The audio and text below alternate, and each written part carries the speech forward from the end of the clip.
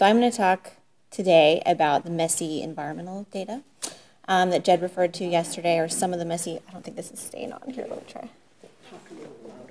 Yeah. You don't have to. Sorry, did that? Yeah. Okay, got it. Okay, so, and I'm really not going to show a whole lot of, a lot of data, but just a little bit to try and touch on what we do in the lab and how we sort of think about these environmental data sets. And I am going to talk a little bit about some vent associated microbes, which is shown here. This is one of the holes at the vents that we study in the charismatic macrofauna that are around it. So there we go. So there's holes in the ocean that we study, and there's also holes in the databases that have already been referred to, so I'm not going to go into it too much. But as we've already heard, there's a low number of cultivated marine bacteriophage.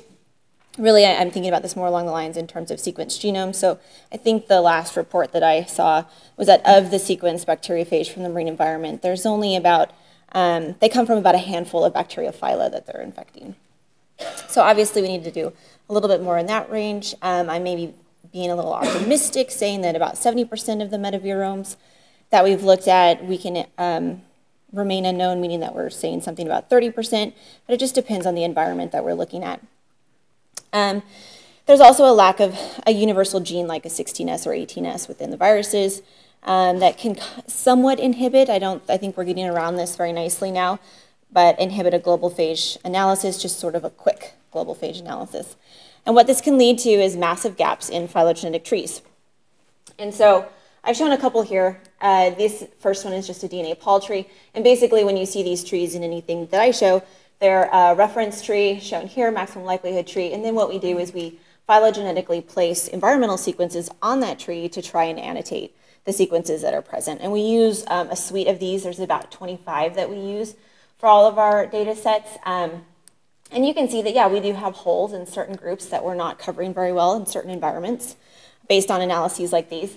And you can also see with these types of data that if you have these little circles are representing where the environmental sequence, the nodes that the environmental sequences are going to. And so what you can see is that we've done, we do have some that are on these outer edges, which means that they're very closely related to the references that we already have sequenced. But we have a lot of internal node diversity. So basically environmental sequences that are hitting these internal nodes. And this is important. This means that we need to do a little better job of trying to get at what these groups are out there. And I also put up the RNA polymerase, the RNA-dependent RNA polymerase tree, and mostly just because this is really where I'm hurling myself into, and I did it. So we have been studying more of the RNA viruses that are in the ocean. I'm not going to talk about any of it today, unfortunately, because it's not really phage related, at least in terms of what groups we're looking at.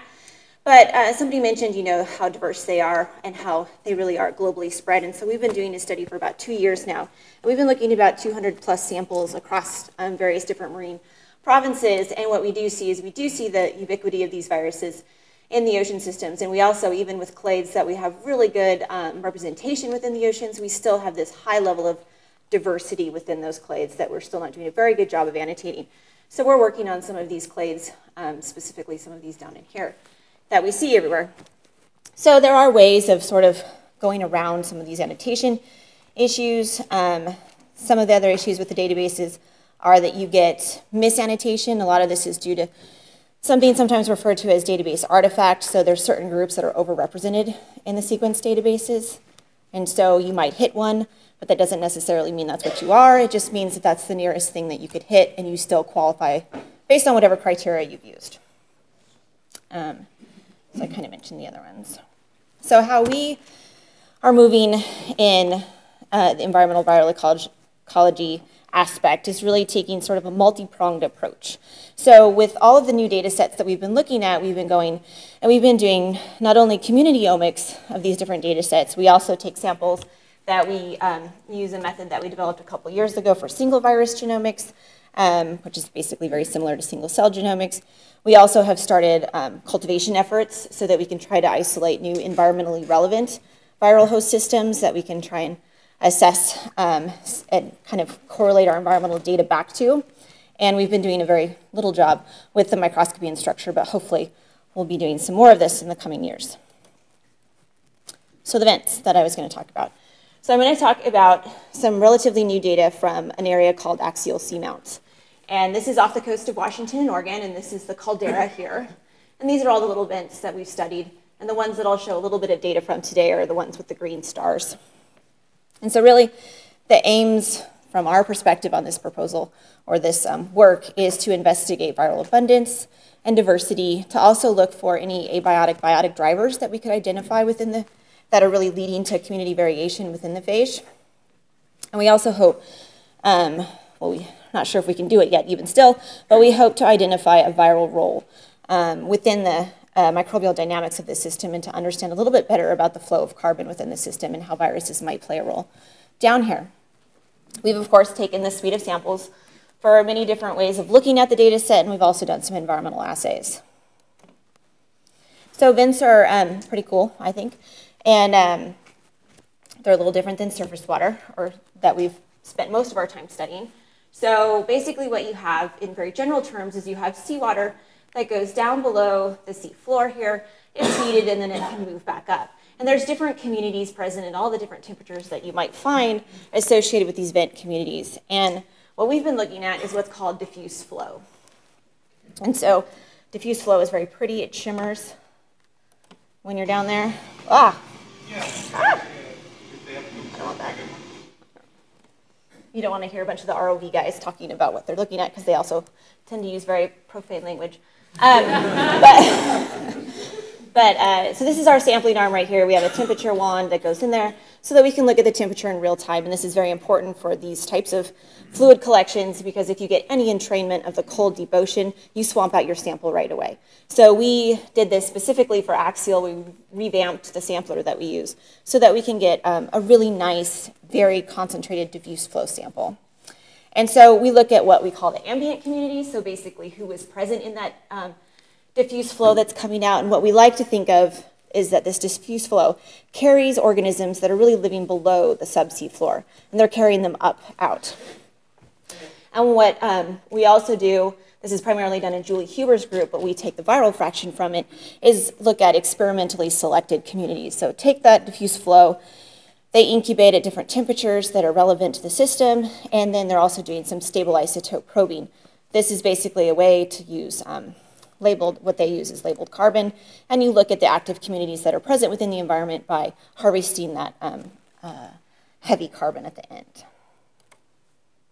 So it's a pretty large group that's working on this one system, and we have individuals or groups that are working on the bacteria and archaea. We're concentrated on the viruses, and of course we also have awesome chemists on the project that are doing all the carbon and geochemistry. And we are nowhere near ready to do anything with ecosystem modeling, but we are trying. We do have some nice modelers that are also included in the project. And so hopefully we can take all these different data types that we're all collecting and make it useful for a modeler to try and come up with some kind of ecosystem model for this system in particular.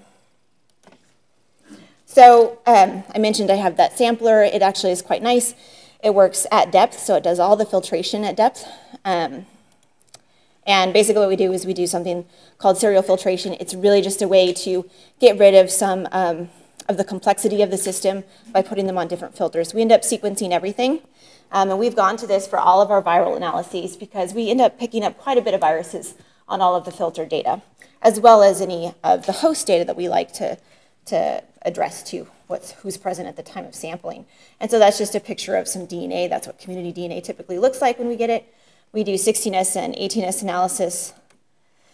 And we also do RNA for all of our samples now.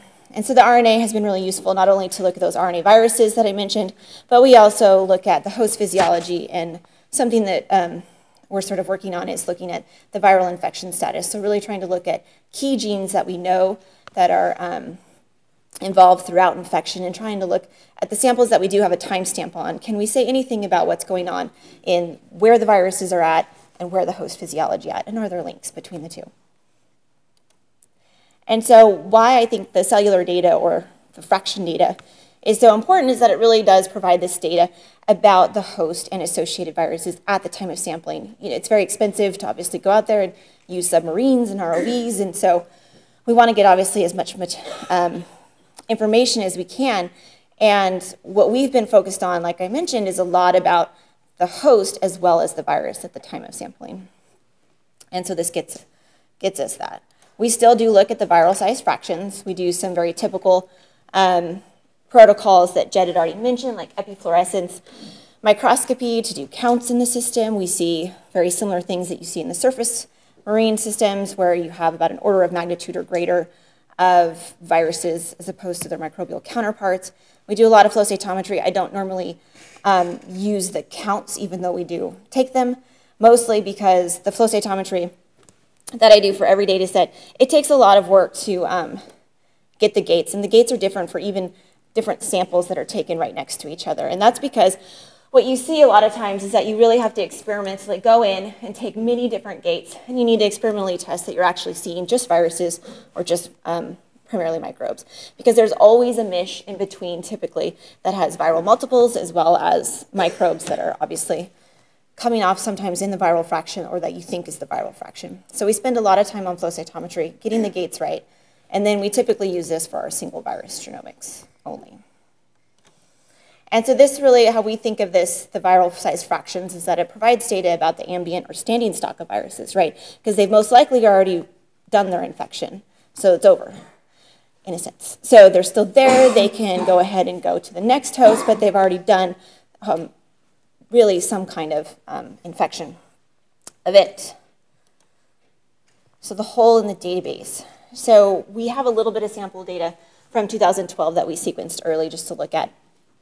And the event data is no different than pretty much anywhere else in terms of metagenomic and the ability to annotate it. And so one thing that we do see of the annotatable sequences is that by and large 75% of our data is coming out as bacteriophage, so cautoviruses, as well as the microviruses, which are single-stranded DNA viruses. But I should say that this is a nice plot. It looks like there's a lot of sequences and everything, but it's really only 10% of the data. It's about 11% of the data. So we have 75% of 10%, so obviously we're working with pretty small levels. So I'm not going to go into this just because of time too much, but just to show you that we do other things with the sequences. So instead of just doing a bulk homology-based annotation, who are you most similar to? We do the phylogeny that I mentioned. We also do things like clustering. This is an example of some clustering that we've done, and we'll incorporate the event sequences into these. And we look at things like genetic distance within clusters and taxonomic distance. We also do other types of analyses where we use, you can think of them kind of like motifs within a sequence. So instead of using the whole sequence, you can kind of divvy it up and then start to look at different conserved domains or motifs and start to look at the different communities that are present. And we've also, this is published a couple years ago, we've revamped this actually quite significantly, but we're looking at, again, sort of, you can think of them like these motifs within sequences, and we're taking the viruses and we're trying to link them with their hosts. Because, right, this is something that's really important. When you think about it, this messy environment, we really, in many cases, we don't know who the host is that we get. And so we're trying to come up with ways of linking these viruses with their host, just based on sequence data. So I mentioned some of these environmental assays that we've sort of incorporated into some of the newer sampling that we do. And so this one is the SIP analysis. So you see this is just a general SIP plot. Here the light is the green and the orange is the heavy. And so we basically, working with Julie Huber's group, we took a couple fractions from the peaks and the valleys and sequenced those. And we'll be mining the prophage from those. And they'll be looking at the microbial component. And then what we also did was we took the filtered water and we collected it and we brought it back to our group or to our lab. And so we're doing counts right now, and we'll eventually do some sequencing of this as well. So hopefully this gives us a sense of some of those active communities that we've selected for and what is the viral, what are the viruses that are produced during this time. In addition, we did some work that's very basically almost identical to what Steve Wilhelm reported in 2012. But again, looking at these viruses that are produced through time. So you basically, take out the viruses out of your system, you incubate the microbes, and then over time you take different time points to look at the counts. We've also taken samples for, these are just raw counts up here because it's very new. So we've looked at counts with the addition of a mitomycin C to induce any of the prophage that might be present, as well as no addition. We've done samples for DNA, RNA, as well as took additional samples to measure DOC, so dissolved organic carbon. All right. So this is what we do. This is all our new stuff that I'm not going to talk about. So one thing that I was thinking about when I was thinking about the future and that I'm getting really excited about is in situ sampling. And so I think that this is a really cool time right now for us. And I didn't talk about it, but we worked with a seafloor incubator that we developed as part of the Axial work. So doing those SIP analysis at depth, which has been really fun to look at. And we just started looking at all the viral component of this data. And then what we've also been looking at is some ESP data. And this is an environmental sample processor that was developed by Chris Sholin at Mbari. And so we've been looking at samples that are off Northern California's coast. But we were lucky enough, one, because I'm married to them, and two, because they're right across the road with Scripps Oceanography, we are going to put an ESP off the coast down here. And we're doing a little bit of things thinking specifically about how we can address the viruses and the host at the same time. And I just wanted to highlight Peter Gerges because I went to a conference recently and saw him give a talk, and I just really loved all of the in situ samplers that they've been developing in his group, along with others. And he has what he likes to call, or what he does call, open source technology. And so this is really important. If you think that maybe you want to use one of the systems he has, or you want to use something similar to it, he is totally open to sending you his equipment, to letting you use it. If you go to his website, it's very apparent on there, and they have more than what's shown here. But I really think that this is a way in terms of, especially for marine environments, that we'll see a lot more movement in the future. Because, ship time is still going to be very important, and those static measurements, but it's, we know a lot about some of the processes in the ocean. But I think this real-time work is going to get at a little bit closer and a bigger picture of some of the biological physical coupling that we know occurs, but we don't have such great data for it, and some of the chemical biological coupling as well. And so this is actually something that they put together for Axial. One thing that I didn't mention was that Axial is a cabled observatory. So there's a cable running from the coast, powering the bottom of the seafloor out there. And so this is what I lost it, envision for the future. And some of this is actually already out there. Some of the infrastructure is there, and some of the equipment is already out there. But this is how they see it, hopefully, in the coming years. And so this would also be, I could sit here on my laptop and be getting data from these kinds of samplers. And so I really think it's really fun that the few engineers that I've worked with, they're just chomping at the bit and excited to work with biologists. Because if you say what you dream of, what you would love to have sampled, they're ready to figure it out, come up with the technology that's needed to make it happen. And so this, I think, is really a fun, futuristic world to think about. And the lights bother me in the bottom of the ocean. I don't know if any of you other microbial people thought about it, but I was like, probably not a good idea. But so there's gliders, too, that they're starting to put different sample processors on to start to look at genomics as well. So, and that's that.